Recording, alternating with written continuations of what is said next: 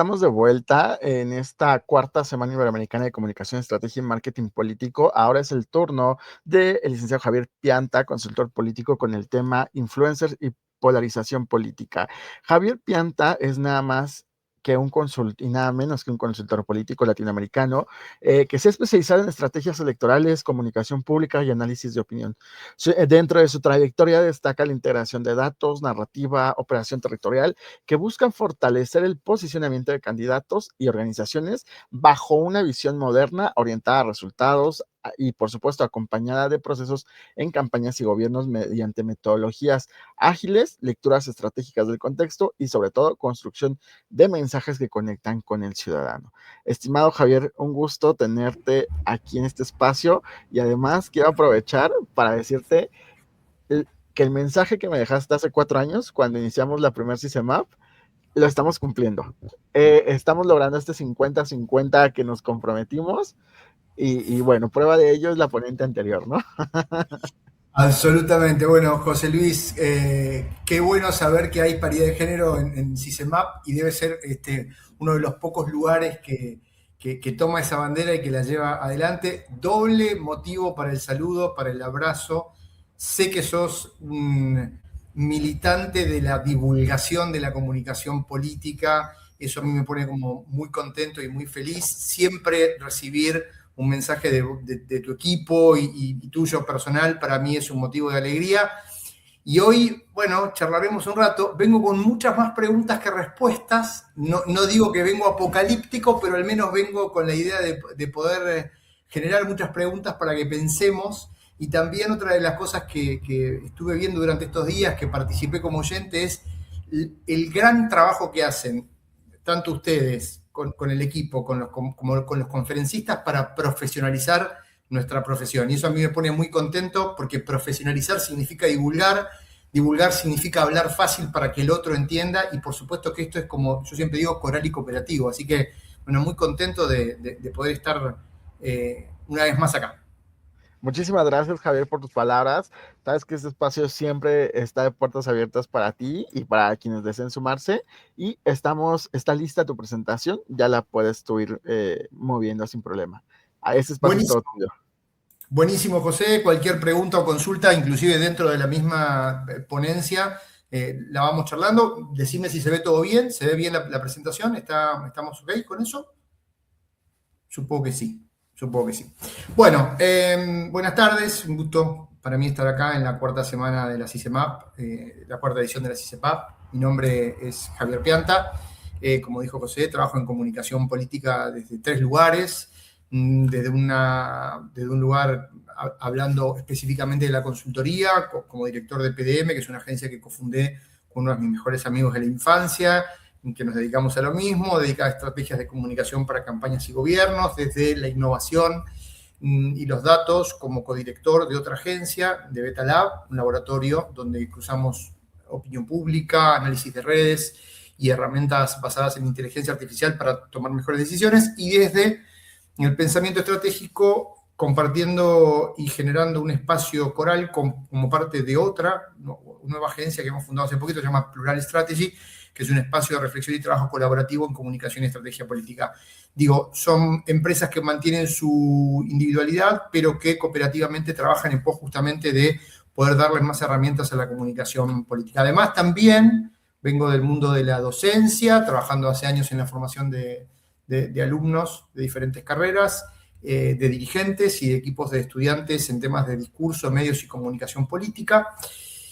Y hoy quiero compartir con ustedes una mirada sobre algo que usamos todos los días en este oficio, que son las redes. Pero también, a partir de eso, hablar un poco de los influencers y también de la polarización.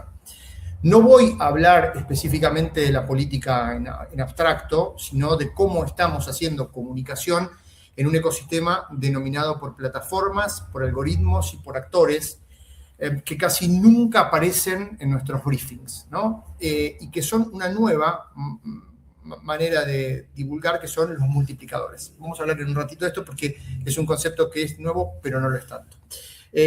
Voy a pasar la segunda filmina. No estoy acostumbrado a este sistema, pero me imagino que será como muy fácil. Ahí estamos.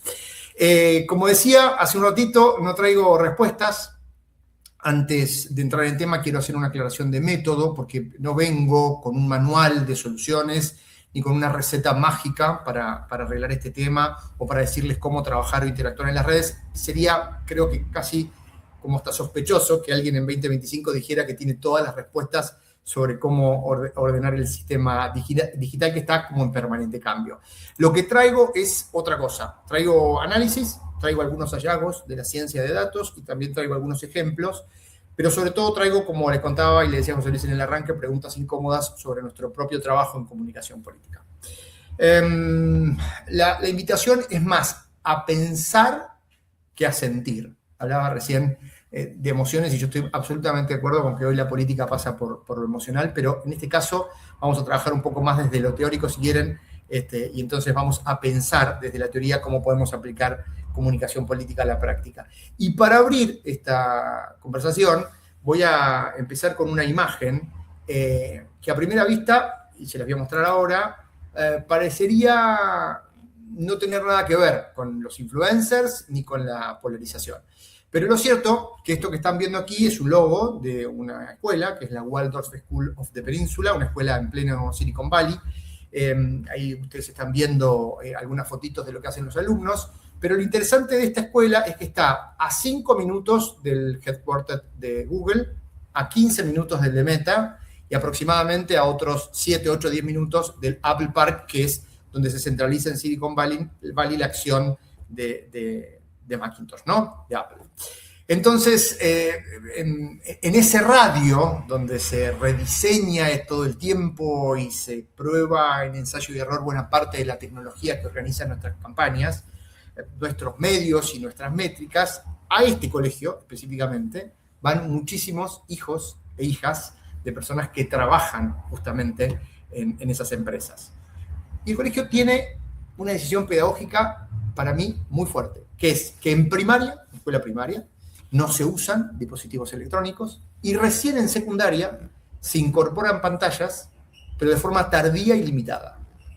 Entonces, paradoja, mientras buena parte del mundo discute cómo meter más tecnología en el aula, en el corazón de Silicon Valley, hay familias que ya están decidiendo exactamente lo contrario para sus hijos. Pero que claro, no son familias comunes, porque son la gente que construye ese ecosistema digital al mismo tiempo que le pone límites muy claros en su vida cotidiana. Quería empezar un poco disruptivamente esta presentación porque me parece que esa tensión entre producir tecnología y limitarla es un punto de partida, creo que más que nunca perfecto para la pregunta que nos tenemos que hacer en comunicación política. Y vuelvo a insistir, no soy un apocalíptico de la tecnología, soy un integrado, en palabras de Eco, de la tecnología, por lo cual para mí entonces este es un doble desafío. De todas maneras entonces, la pregunta incómoda.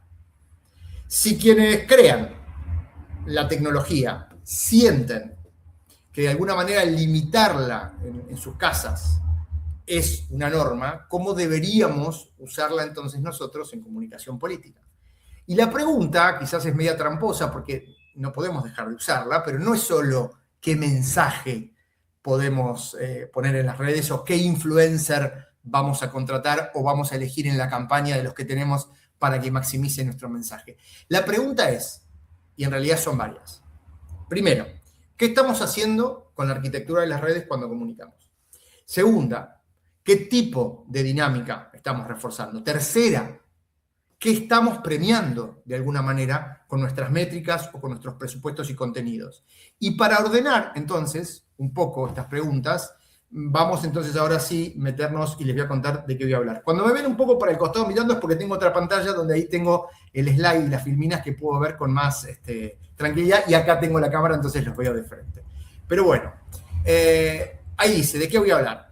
La ponencia tiene como tres movimientos o tres momentos muy simples. El primer momento es un mapa político-emocional del entorno digital en el que estamos trabajando diariamente quienes hacemos comunicación política. El segundo, vamos a probar o intentar ver, analizar rápidamente en estos 20, 25, 40 minutos que tenemos qué nos dice la ciencia de datos sobre los influencers, sobre los multiplicadores y las cámaras de eco cuando se analizan millones de interacciones. Y el tercer momento de la ponencia es qué implica todo esto para nuestras prácticas. Y ahí vamos a meternos en los errores típicos de la comunicación política digital, y también, a mi manera de ver, y como manera casi le diría que de hipótesis de trabajo que puede ser discutida con cada uno de ustedes, 3 movimientos estratégicos posibles que pueden ayudarnos a mejorarlas. Arranco por el mapa, por el contexto en el que se operan nuestras campañas y también nuestras estrategias.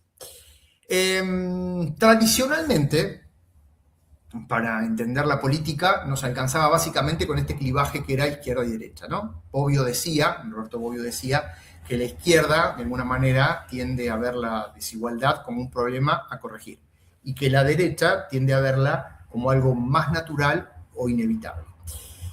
Ese eje, que no desapareció, y que sigue existiendo y que goza de buena salud, cuando lo transformamos en un eje o en un clivaje que podemos utilizar para la conversación, y cuando ella pasa por los medios y sobre todo por las redes, ese eje está empezando a traducirse de alguna manera en nosotros contra ellos, o nosotros versus ellos. Como dicen 2 investigadores argentinos que quiero y respeto mucho, Nati Arudete y Ernesto Calvo, la cobertura mediática y la conversación digital de alguna manera organizan el conflicto y lo organizan en una clave que no es otra que una clave moral.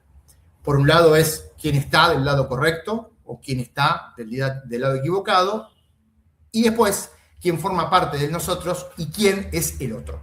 O sea, definirlo también. De discutir ideas, entonces, izquierda-derecha, e ideología, pasamos a defender identidades. Y yo creo que ahí la grieta deja de ser solo ideológica y vuelve en muchos casos a ser existencial. Pero también es cierto que si las redes son casi todo, no es casi todo, ¿no? Están en todo, pero no son todo, digo yo siempre. Y además esto no pasa para mí en un solo canal, porque no vivimos en Twitter o no vivimos en Instagram o no vivimos en TikTok. Vivimos en lo que otros investigadores y docentes argentinos que yo quiero y respeto mucho también, que son Pablo Bukowski y Eugenia Milstein, hablan de un entorno híbrido de la información. Noticias que pasan por medios tradicionales pero que se resignifican en las redes, contenidos que son recreados para las redes sociales, grupos de WhatsApp donde podemos interactuar, intercambiar información con el uno al uno, y pensando en esto de que la persona que me escribe por WhatsApp o tiene mi teléfono puede gozar un poco más de credibilidad, o tengo en cuenta cuáles son los sesgos de donde me comunica. En Telegram pasa lo mismo. O, por supuesto, esto que estamos haciendo nosotros a partir de mediados por la tecnología, pero que también después se puede transformar en un café, en una conversación cara a cara. Todo eso ocurre en el mismo día, en el mismo dispositivo, muchas veces a partir del escroleo, de manera de pantalla múltiple, y la política empieza a entrar de alguna manera, pero no, y lo decía la conferencista anterior de muy buena manera, no solamente mezclada con temas políticos, sino mezclada con memes, con influencers, con gente que habla de lifestyle, con historias personales, con publicidad. En ese entorno híbrido, que no es que la gente se sienta definitivamente o busque información, se va armando una idea de cómo el mundo es mientras estamos scrolleando. Y ahí la arquitectura de las redes empieza a ordenar qué ve, qué no ve y cómo se interpreta lo que se ve. Entonces, y quería tomar algún ejemplo de México, pero como una base de análisis, pero que se puede replicar no solamente en toda Latinoamérica, sino también en los otros continentes. Todo esto, que puede ser importante para cualquiera, pero claramente es especialmente importante para una generación en particular, que es la generación nativa, 100% digital, que es la generación Z mexicana, en este caso como ejemplo, que también podrían ser los millennials, pero que ahí tenemos un poco más de ruido. Digo, me enfoco en la generación Z. Y entonces, para esta presentación y para la ponencia que armamos, para el paper que armamos para esta presentación, específicamente para el CISEMAP, tomábamos un reportaje del país que no era nada más ni nada menos que un análisis de un estudio cualitativo que se le había hecho a jóvenes mexicanos de entre 16 y 26 años en la Ciudad de México y en el Estado de México, y el cuadro que aparece es una mezcla fuerte de precariedad en la generación Z, incertidumbre en la generación Z y violencia. Son jóvenes que están entrando al mercado laboral con salarios muy bajos, con empleos inestables, que ven la vivienda propia como un objetivo casi imposible, que si se independizan imaginan una vida larga compartiendo renta con compañeros de cuarto y que crecieron con la inseguridad, como clima de época, y todo eso, que tiene que ver más con un análisis sociológico, si quieren, marca cómo se relacionan con la política, con las instituciones y también con la comunicación pública. Vuelvo a insistir, me encantaba traer a partir de la invitación de un súper amigo mexicano, ejemplos mexicanos pero que claramente precariedad, incertidumbre y violencia podemos verlo en la generación Z de Argentina, en la generación Z de Chile, en la generación Z de Uruguay, en la generación Z de Brasil, en la generación Z de España, de Italia, de Francia. El conferencista anterior desde Zaragoza también muy bien lo contaba y lo hablaba. Por eso les digo que esta cuestión sociológica también marca cómo la generación Z se va relacionando. Y entonces comienza a ver en términos políticos y empezamos también a descubrir que muchos de estos jóvenes se ubican en algún punto de la ideología.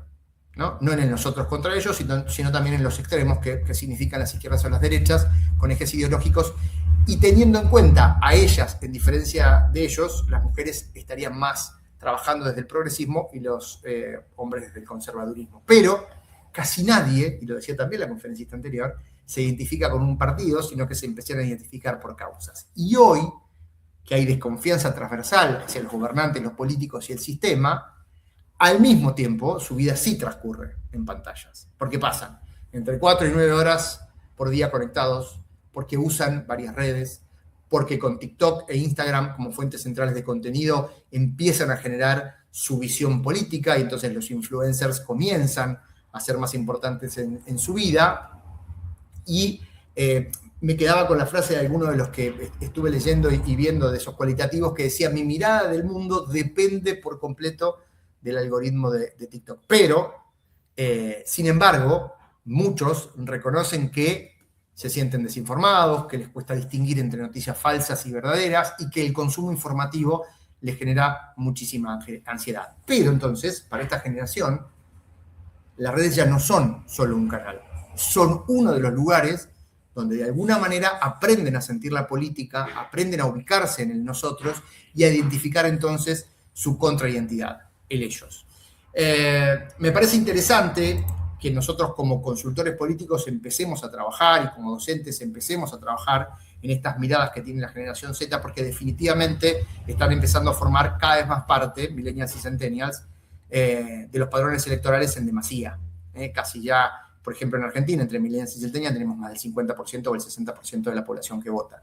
Y eso entonces también nos hace trabajar y pensar en que hay recetas que tienen que estar absolutamente en discusión y en reset que la comunicación política quiere seguir usando y que hoy entonces definitivamente y a partir del consumo snack, el escroleo, pasarían absolutamente de largo por más esfuerzo que nosotros hagamos en querer penetrar con ese mensaje. Pero bueno, a mí me costó mucho, soy un tipo bastante duro respecto de las matemáticas, pero digo, me parece que hay que pensar en lo que pasa cuando la matemática mira la conversación. Y entonces empecé a investigar y en ese contexto empezamos a trabajar con ciencia de datos y entonces empezamos a mirar esos grandes volúmenes de comunicación y de generación de información que se generan y que son imposibles de analizar sin ciencia de datos. Y trabajamos específicamente con un estudio bastante nuevo del Instituto Max Planck de Alemania, que analizó más de 19 millones de conversaciones que tenían que ver con tweets sobre temas políticos en Alemania entre 2021 y 2023, que construyeron redes de retweets. Esto quiere decir que quien retuitea a quién y sobre qué temas y cómo se estructura esa conversación empieza a generar algunas cuestiones de apariciones que llaman mucho la atención desde la construcción de la comunicación. Primero, una división muy clara en dos grandes campos ideológicos en la red. Lo que llaman la polarización estructural, que no solo son opiniones que estén polarizadas, y es que la misma red empieza, de alguna manera, a partirse en dos bloques. Y aparece algo más, que es el alineamiento de temas. O sea, los mismos usuarios que están de un lado en debate sobre el clima, aparecen específicamente agrupados del mismo lado en temas como el COVID, en migración, en energía, en la confianza de los medios. Y entonces lo que se veía en este estudio, que es muy interesante, es que la red de alguna manera tiende a ordenar todos esos asuntos con un mismo paquete. Lo que en las encuestas puede verse como posiciones mezcladas, en la red se aplana. O de alguna manera, para decirlo bien fácil y para que lo entiendan, o estás de un lado de la grieta o del otro. Paso a la siguiente filmina y seguimos charlando. Y lo que yo digo es que no todo ese aplanamiento o no todos esos nodos son iguales. Y ahí aparece el concepto de influencers, pero también el concepto de multiplicadores. Cuando se mira con más detalle quién sostiene esa estructura, ese andamiaje, de alguna manera aparecen dos tipos de actores que son muy activos. Por un lado, los que conocemos como influencers, que podríamos definir y catalogar como cuentas visibles, con muchos seguidores, que pueden ser políticos, periodistas, medios, figuras públicas, que generan contenido original en marcos, en consignas, que pueden estar en posición de ataque o en posición de defensa, pero también este estudio identifica a los multiplicadores, que ¿quiénes son? Son cuentas menos visibles, con menos seguidores, que casi no producen contenido propio y que se dedican, de alguna manera, a curar contenido, a retuitear otro contenido, a reenviar aquello que encaja perfecto con su identidad política. Y ahí el hallazgo es contraintuitivo. Los multiplicadores están más alineados ideológicamente que los propios influencers. El influencer puede matizar o puede cambiar de tema y en algún punto también puede tener alguna opinión disonante. El multiplicador, sin embargo, es mucho más rígido. Se mantiene leal a un campo en casi todos los temas. Y desde entonces la comunicación política podríamos decir que, de alguna manera, los influencers son los que prenden la chispa, los que generan el contenido, pero los multiplicadores son los que sostienen ese fuego para que el incendio no se apague. Y ahí aparece un concepto que se está estudiando ya hace muchísimo tiempo, que para mí es muy interesante, que es la lógica de la cámara de eco. Y entonces, ¿cómo se traduce todo esto que venimos charlando y trabajando en una cámara de eco? De forma muy simple. Por un lado, los algoritmos y las plataformas tienden a recomendar lo que genera reacción, entonces esto lo saben, es casi una verdad de perogrullo para nosotros, y los multiplicadores reenvían aquello que confirma quiénes somos. Y lo que no encaja se ignora, se ataca o dura poco. O sea que los multiplicadores no solamente comparten contenidos, sino que también sirven como fuerza de choque, como esos peones que atacan y que también pueden ignorar lo que no encaja. Con el tiempo, entonces, estamos viendo que se arma una arquitectura donde hay una dieta informativa, donde se cuestiona tu identidad política y también donde se trabajan tus emociones. Y ahí empiezan a alinearse y a reforzarse todos estos contenidos entre sí. Y la cámara de eco no es solo un lugar donde todos piensan parecido, sino que definitivamente es un lugar donde casi todos, los que ustedes ven o lo que nosotros vemos o lo que cada uno ve en su timeline, confirma lo que vos sos y los tuyos y la razón que vos tenés y que los tuyos tienen y que el otro está absolutamente equivocado por definición. A partir de eso, y en ese contexto, otro gran amigo con el que me toca transitar y aprender muchísimo tiempo, que es Mario Riorda, habla del paso de la polarización política a la polarización afectiva.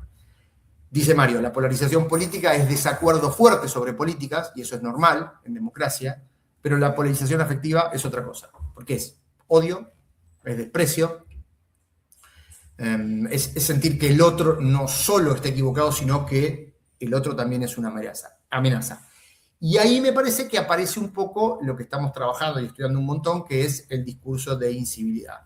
Mensajes definitivamente que niegan la otredad, que niegan al otro, que niegan a la ciudadanía. Porque o no deberían votar, o no saben, o son mala gente, o son burros, o una caterva interminable de insultos que no vamos a reproducir acá y que hace del otro alguien definitivamente a atacar. Y entonces aparecen los contenidos que ridiculizan, que humillan y que deshumanizan al adversario. ¿Cuándo entonces la comunicación política adopta sistemáticamente ese estilo?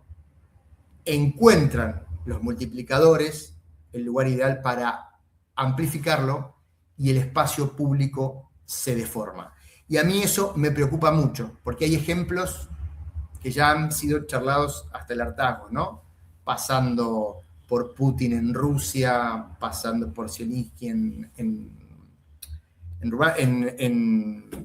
por Zelensky en Ucrania, pasando por Milei en Argentina, pasando por Meloni en Italia, pasando por Víctor Orbán, pasando por Le Pen en Francia y por Trump en Estados Unidos. Bueno, nada, tenemos un montón de ejemplos y podríamos tener un montón más de estas ingenierías que se trabajan, y entonces lo que está pasando es que cada vez hay menos lugar para el desacuerdo razonable y más lugar para el agravio identitario. Y eso hace que la calidad institucional disminuya. Ayer me llegó un informe que publicó el Pew Research Center que muestra una serie de análisis desde 1958 hasta este año del declive del sistema democrático por parte de republicanos y demócratas, y es impresionante cómo la línea va bajando y cada vez más un sistema que tenía muchísima representación, pero que también tenía muchísimo anclaje en la gente, cada vez se está descuidando más. Y esto tiene que ver también con cómo lo que Empoli llama los ingenieros del caos trabajan en la comunicación política para generar todas estas cosas. Pero bueno, estamos para analizar y estamos para discutir esto. Y entonces yo podría decir, o si me estoy escuchando, pero bueno, la gente tampoco confía tanto en las redes. Así que el problema no debe ser tan grave. Y yo les digo que sí, que puede ser así, pero que hay muchos estudios, y en este caso traje uno de Anthony Gutiérrez Rubí, de la Cátedra de Ideograma, que se hizo en Argentina y Chile, y que muestran una paradoja como muy interesante. Cuando se pregunta por credibilidad, la televisión sigue siendo el medio más confiable y las redes aparecen entre los más creíbles. Pero al mismo tiempo, las redes son centrales para descubrir contenido, para descubrir comentarios, para compartirlos y también para organizar la acción colectivamente. Y los públicos más activos tienden a confirmar mucho en las fuentes y tienden a confiar mucho más en las fuentes dentro de su propia burbuja. Entonces no es que no crean en Internet, en abstracto. Confían, más que no creer en Internet, en los que dicen los nuestros en Internet. Y para la comunicación política esto significa que no basta ya con tener razón. Importa en qué red, en qué clúster y a través de quién circula lo que decimos. Ya estoy promediando la presentación, ya la estamos terminando, y entonces también uno diría que uno puede, después de tantos años, casi 20, trabajo en la comunicación política en diferentes lugares de Latinoamérica, pensar en qué estamos haciendo mal desde la comunicación política. Y no viene mal pensar a veces que estamos haciendo mal o hacer un mea culpa, que puede ser compartido o no, ¿eh? A mí me gusta polemizar y me gusta discutir. Y yo me parece que resumiría en 3 errores muy frecuentes. El primer error es que tenemos una obsesión por lo que yo denomino el gran influencer.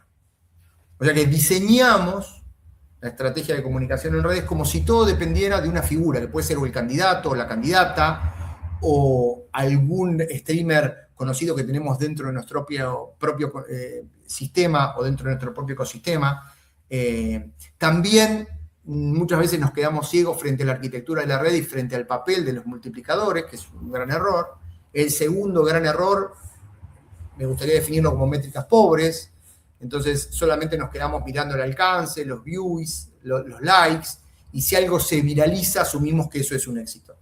Y no nos preguntamos en realidad lo que a mí me parece que debemos preguntarnos, que es dónde se viralizó, qué estructura se reforzó y qué puente rompió. Entonces también pensar solo en el alcance, los views y los likes es un error. Y el tercer error, ver la militancia digital como lo que yo denomino como una masa, ¿no? Hablar de militancia digital como concepto, de cuentas orgánicas como concepto, como si todas fueran iguales. Entonces no distinguimos entre los multiplicadores de la burbuja y los multiplicadores de puente, que son, me parece de alguna manera, las claves si queremos hablarle a alguien que no sea lo que les dice siempre. Y entonces, ante el error que traigo acá, o ante esta cuestión de equivocarnos, es ¿qué podemos hacer distinto? ¿De qué manera podemos hacer distinto nuestro trabajo como comunicadores sin caer en la ingenuidad de pensar que vamos a despolarizar el mundo con un posteo, ni que con lo que vamos a hacer le vamos a hacer generar un enorme interés a la gente que está cada vez más desafectada de la política? Pero ahí propongo 3 cuestiones. Mapear, trabajar y transformar. Difíciles, sí, por supuesto. Casi les diría que es la estrategia de Miguel de Cervantes Saavedra contra los molinos de viento, ¿no?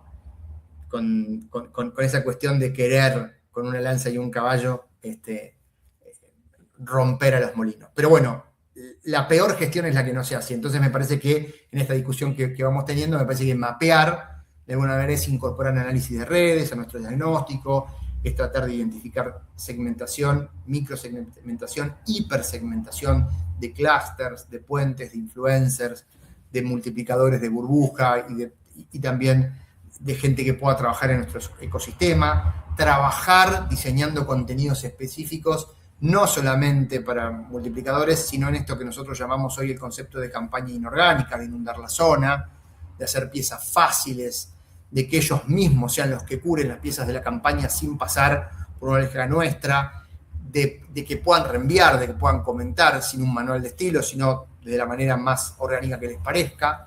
No solo pensar lo que nosotros posteamos, sino qué tipo de material le damos a esos nodos hiperactivos que sostienen la conversación día a día y que la dotan de realidad. Y de alguna manera también transformar, que para mí es invertir también en nuestra campaña, no solamente en influencers, sino en esos multiplicadores que amplifiquen temas compartidos, problemas concretos, soluciones evaluables y no solo conflicto, y empezar de alguna manera a cambiar nuestras métricas, sumar indicadores de calidad de conexiones, de diálogo, de hacer campañas, que no se trata, digo, de hacer campañas buenas, buenistas o naif, ¿no? Sino se trata de decidir de alguna manera, como estrategas, junto a la política, yo digo que la política decide, la comunicación acompaña, conscientemente qué arquitectura comunicacional estamos reforzando.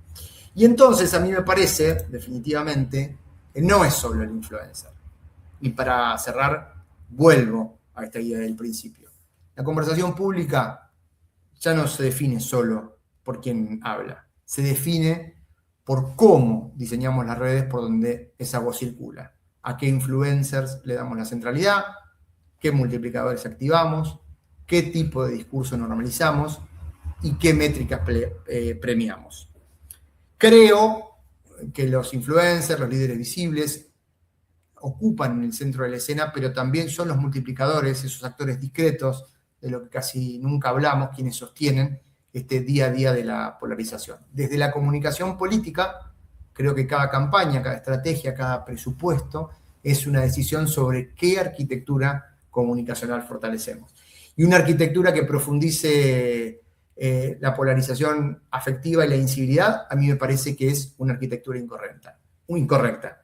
Creo que una arquitectura que, aún con el conflicto o en el conflicto, preserve algo de conversación posible entre diferentes, me parece que de alguna manera también es una manera de comenzar a romper un poco lo que la polarización y el algoritmo nos pide. Tal vez,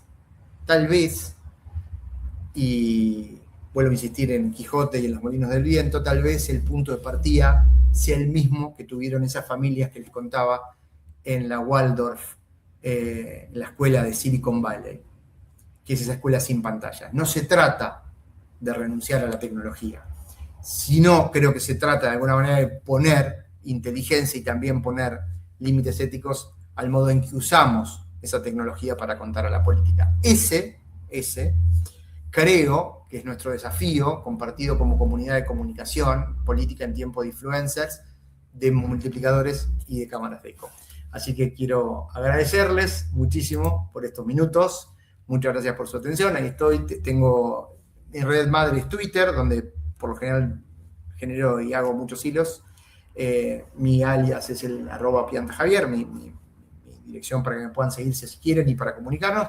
Y después también les dejo la web de la agencia, donde tenemos un blog donde subimos mucho contenido, donde estamos trabajando mucho en posibilidad de papers y en investigación aplicada, como yo siempre digo, a la práctica de la comunicación, en esta conjunción que se da entre teoría y práctica para llevarla al campo. Así que, José Luis, agradecerte muchísimo. Dejo ya de compartir, que creo que podés hacerlo vos también, me parece, y a disposición para charlar. Espero que se haya entendido. Fui muy rápido, no quería retrasarte en los tiempos. Uno se apasiona y como te decía hoy temprano vos también, tanto las filminas que acabo de presentar como un paper más extenso que trabajamos con nuestra agencia específicamente para el CISEMAP, está a disposición de manera gratuita para que José Luis lo pueda compartir con cada uno de los que ustedes estén escuchando y que quieran amplificar e inclusive discutir esta ponencia. Perfecto, claro que sí, Javier. La pondremos dentro de Hagamos Comunicación en el apartado de descargas. Ahí estará disponible para que quien guste lo pueda descargar. Muchísimas gracias, Javier. Justamente este tema de los influencers, creo que es un tema del cual veníamos copiándole al marketing tradicional, ¿no? En la parte de la política, pero posteriormente se dio un fenómeno que todavía algunos no logran identificar cómo es que funciona, como esto de la segmentación, la microsegmentación, la nanosegmentación. Los influencers pasó lo mismo, ¿no? Ahora hay microinfluencer y se ha demostrado a través de diferentes herramientas y de diferentes mediciones que los microinfluencers son esa gente que está en las calles y que tienen influencia en la población y que incluso es mucho más rentable, más costeable tener varios microinfluencers que puedan influenciar a la población, al sector, que pagarle a uno solo que genere o que tenga millones de seguidores, ¿no? Y esta es una parte que creo que todavía los políticos en algunos casos son muy renuentes a esta parte, de abrirnos a nuevas cosas. Está, por ejemplo, el caso Milei, que sin duda tú eres de allá y tú nos podrás compartir precisamente cómo fue el proceso electoral o durante estuvo en las elecciones, toda la parte mediática, toda la parte de influencer. Ahora cuando está enfrente del gobierno, pues evidentemente es un choque de ideologías de este mismo personaje, ¿no? Porque a final de cuentas, quien sale a la parte mediática es un personaje, ¿no? Sabes que, José Luis, se cumple un poco más de 2 años de mi ley en Argentina y en alguna manera el círculo comunicacional, los que hacemos comunicación, o los que nos juntamos, la discusión es esto, ¿no? Está todo tan en reset, tan en discusión, que lo que mi ley ha generado es casi te diría que una comunicación de campaña permanente, no de gobierno, con las herramientas que las campañas tienen, que son como de impacto y como mucho más cortas, y con la influencia que cada vez menos tienen, pero él toma al adversario todo el tiempo y en vez de generar consenso como un presidente elegido que tiene que gobernar para todo un país, y por supuesto que no lo toma de manera individual, sino que es una lógica que se aplica en la comunicación de estos mandatarios que están trabajando de manera disruptiva, le habla específicamente al propio, al que puede justamente generar estas cámaras y amplificarlas, y destruye al resto. Pero en esto de la microinfluencia que vos hablabas antes, nosotros con nuestra agencia, con PDM, que es nuestra agencia madre, decidimos ya hace más de 4 o 5 años trabajar solamente para municipios, ¿no? Todo nuestro trabajo en Latinoamérica se da para municipios de menos de 600.000 habitantes. Y nos tocó una experiencia increíble con esto de los amplificadores, que fue buscar en una ciudad de 120.000 habitantes de Argentina, de la provincia de Buenos Aires, donde trabajamos una campaña hace muy poquito, ahora para las elecciones de octubre, empezar a descubrir y buscar aquellas personas que podían justamente ser multiplicadores. Y encontramos, increíblemente, en un, si se diría cuentapropista o productor de contenidos local que tiene una agenda de espectáculos, vos fíjate esto, que tiene una agenda de espectáculos, pero que cubría y mucho lo que pasaba en la ciudad desde los espectáculos, la posibilidad de empezar a trabajar mensajes políticos, ya que gran parte de los espectáculos era promovido por el municipio, por la alcaldía. Y la verdad es que nos dio mucho más rédito ponernos un trabajo indirecto de campaña con el candidato y para que a posteriori ganó la elección, de trabajar contenidos desde la agenda, que tenía casi 45.000 seguidores, que crear un ecosistema desde cero. Entonces digo, chiquita, pero de nicho y de contenido, que es un ejemplo de lo que hacen o lo que se hace hoy, que es, siempre mi socio Alejandro dice, un tweet vale un tweet. Por más que vos tengas 3, 4 o 5 seguidores, vos podés poner un tweet o un comentario y eso puede escalar hasta el infinito, llevar a una crisis de gobierno, llevar a una crisis de campaña y que vos te transformes por un momento en un multiplicador. También, por supuesto, con mensajes propios. A nosotros nos costaba mucho, éramos personas de planificar, yo sigo siendo una persona de planificar mucho mi estrategia de gobierno y de campaña, pero de verdad es que uno hoy tiene que dejarse llevar muchas veces por un contenido inorgánico de un ciudadano que toma un contenido que uno hizo, que lo hace propio, que le cambia la tipografía, que le pone otra música, pero que sirve de alguna manera para llegar a su comunidad o a la gente que lo ve y que multiplica de alguna manera el mensaje. Así es, justamente ahorita que hablabas del tuit, hoy en México una periodista izquierdista y que siempre ha estado de este lado de ese lado de la banda, eh, o del gremio periodístico, justo se enfrenta a un gran reto. Se llama Sabina Berman, si quieres al rato búscala en X, y está Uh-huh. metida en un gran problema, porque hace 14 o hace 10 años publicó un tuit ofendiendo a alguien. Ahora que está el gobierno izquierdista en el poder, responde a su mismo tweet diciendo que la hackearon hace 14 años, hace 10 años, y que ella no escribió eso, ¿no? Esa ofensa. Entonces, vaya, hoy ella está ahí, en que un tweet vale un tweet, ¿no? No hay forma de cómo sacarla de ahí. Absolutamente.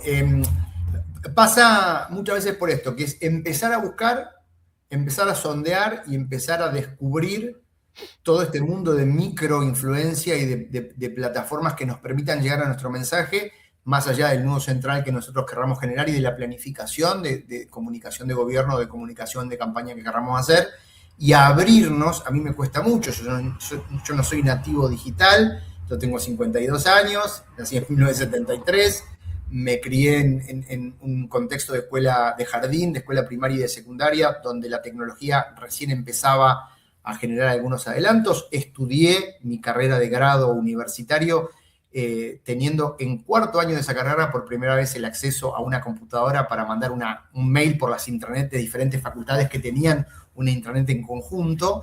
Y eso hoy ha cambiado de una manera exponencial y muchos de los que estamos decidiendo estrategias de campaña política, gracias a Dios somos cada vez menos porque cada vez más vienen las nuevas generaciones a las que les tenemos que dejar paso, nos traemos un manual que a veces queda viejo. Entonces, me parece que también esa cuestión de decir, bueno, abrir cabezas, escuchar a las nuevas generaciones, ver por dónde pasan los contenidos, estar atentos a esos cambios que quizás hoy puedan ser uno en esta CICEMAP que estamos hablando, y en la quinta del año que viene estaremos hablando de otra cuestión.